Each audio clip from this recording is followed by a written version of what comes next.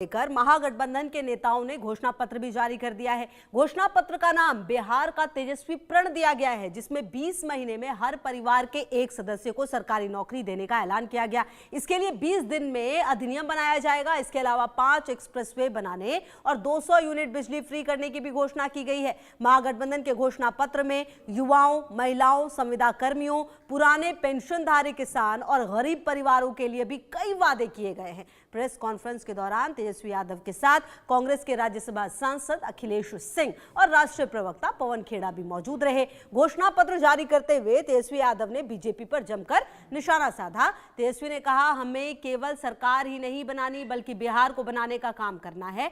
आज महागठबंधन के सभी साथियों ने मिलकर बिहार के लोगों के सामने संकल्प पत्र रखा है।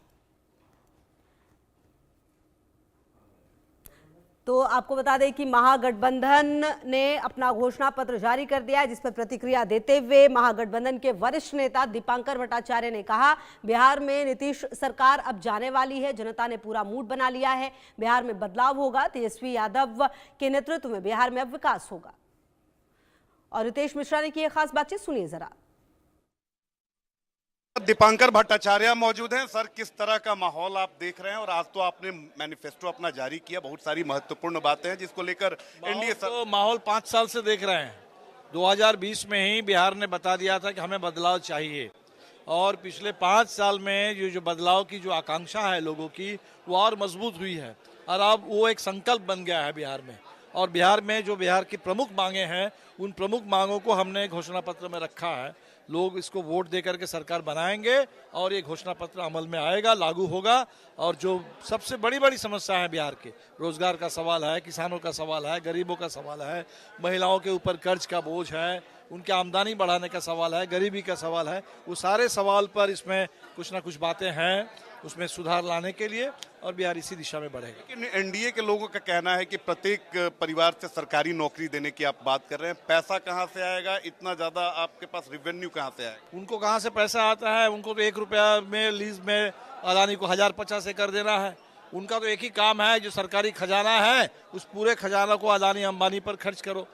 तो पैसा तो जनता का ही है। सरकार के पास जो पैसे है वो जनता के ही है, और वही पैसे जनता के लिए अगर खर्च हो तो सब हो जाएगा। प्रधानमंत्री 2 नवंबर को एक बार फिर से आ रहे हैं, और जब भी वो संबोधन कर रहे हैं या अमित शाह कर रहे हैं, कह रहे हैं कि बिहार में जंगल राज की वापसी नहीं होनी चाहिए। प्रधानमंत्री जी देखिए, वो पूरे साल भर एक ही काम करते हैं, चुनाव की रैलियों को संबोधित करते हैं। प्रधानमंत्री डेरा डाल दे बिहार में, डेरा डाल दे और कुछ भी कहते रहे, कोई फर्क नहीं पड़ने वाला है।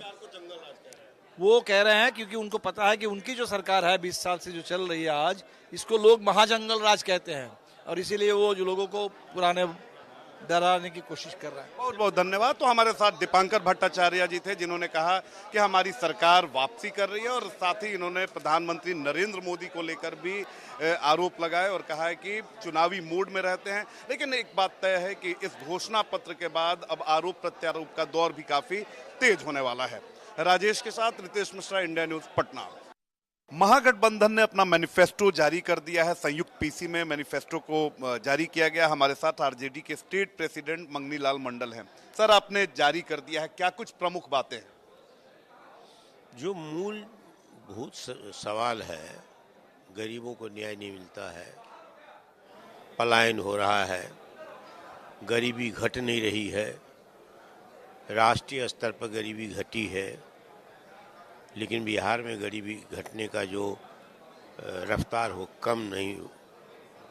इसके बाद भुखमरी है, इसमें लॉ एंड ऑर्डर है। इसके बाद जो कर्मचारी, सरकारी कर्मचारी है, उनकी पुरानी मांगे रही ओल्ड एज स्कीम का, ओल्ड पेंशन स्कीम का, वो उसमें समाहित, इन सारी चीज़ों को समावेश किया है। और सबसे बड़ी बात, लोगों का उपार्जन कैसे, आय का सृजन कैसे हो। बिहार सरकार कहती है कि 11% हमारा ग्रोथ रेट है, तो जिस राज्य का ग्रोथ रेट 11% होगा तो वहाँ तो आय का सृजन होगा, पर व्यक्ति, प्रति व्यक्ति आय बढ़ेगी। इन्वेस्टमेंट नहीं हो रहा है पर व्यक्ति, पर कैपिटा।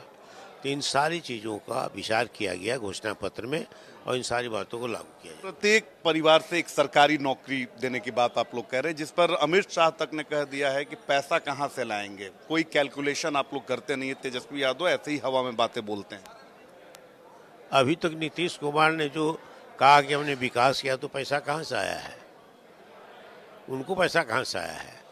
लालू यादव जब चीफ मिनिस्टर थे तो भारत सरकार का भी खजाना खाली था और सोना को गिरवी रखना पड़ा था। बाद में जो चंद्रशेखर जी हुए तो लंदन जाकर के गिरवी रखाए थे और उसके बाद पैसा आने का सिलसिला बढ़ा तो भारत सरकार का भी जो टैक्स कलेक्शन की कैपेसिटी बढ़ी और बिहार में भी पैसा आया।